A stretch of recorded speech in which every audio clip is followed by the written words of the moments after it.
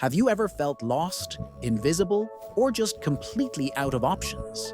Today, we're diving into some of the most powerful moments from the life of Jesus, stories that show us no situation is too desperate and no person is beyond hope.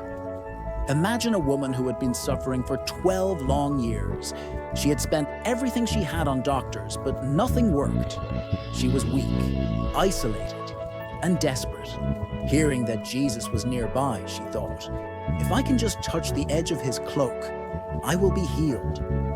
She pushed through the massive crowd, reached out her hand, and in that instant, she felt the power of God heal her completely.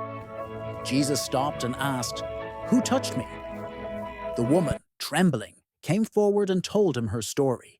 He looked at her with kindness and said, "Daughter, your faith has made you well. Go in peace." Her years of suffering ended not with a complicated ritual, but with a simple act of desperate faith. Right after this, Jesus gives his 12 disciples a taste of his own power. He gathers them together and gives them authority to drive out impure spirits and to heal every disease and sickness. He tells them to go out, not with money or extra supplies, but to rely completely on God's provision and the hospitality of others. He sends them to preach that the kingdom of heaven is near. These weren't scholars or religious leaders. They were ordinary men, fishermen and tax collectors, now empowered to do extraordinary things. They were being trained to carry on his mission, to bring healing and hope to the world, showing that God can use anyone who is willing to trust and obey. Now picture this scene. Jesus has been teaching a huge crowd all day, thousands of people hanging on his every word. As evening approaches, the disciples get practical. They tell Jesus, send the crowds away so they can go to the villages and buy themselves some food. There are over 5,000 men, not even counting women and children. It's a logistical nightmare.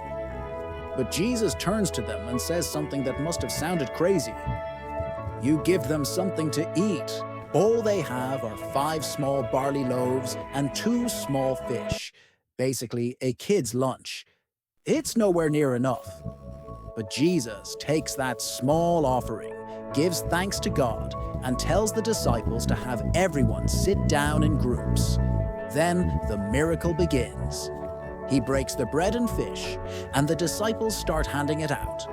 And they keep handing it out. Everyone eats, not just a little bite, but until they are completely full. And the most amazing part? When they collect the leftovers, there are 12 baskets full, far more than what they started with. This isn't just about feeding hungry people. It's a powerful lesson. Jesus shows that with him, a little is more than enough. He can take our small, inadequate offerings and multiply them beyond our wildest imagination.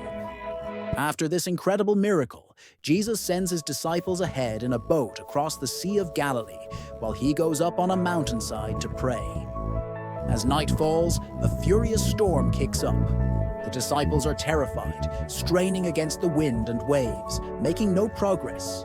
They feel alone and helpless in the middle of the raging sea.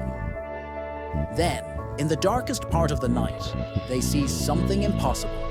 A figure walking on the water, coming towards them. They scream in terror, thinking it's a ghost. But a familiar voice cuts through the wind. Take courage, it is I. Don't be afraid. It's Jesus. He's not just defying the laws of nature.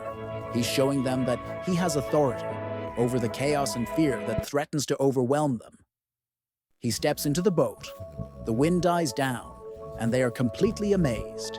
He is the master of the storm, both in nature and in our lives. The very next day, the crowds who were fed find Jesus again. They're looking for another meal, another miracle. But Jesus wants to give them something far more lasting than physical food. This leads to one of his most profound teachings. He tells them, do not work for food that spoils, but for food that endures to eternal life. He then makes a staggering claim. I am the bread of life. Whoever comes to me will never go hungry, and whoever believes in me will never be thirsty. He explains that just as their ancestors ate manna in the desert and still died, he is the true bread from heaven that gives life to the world. He's not offering a temporary fix. He's offering himself as the source of eternal, spiritual satisfaction.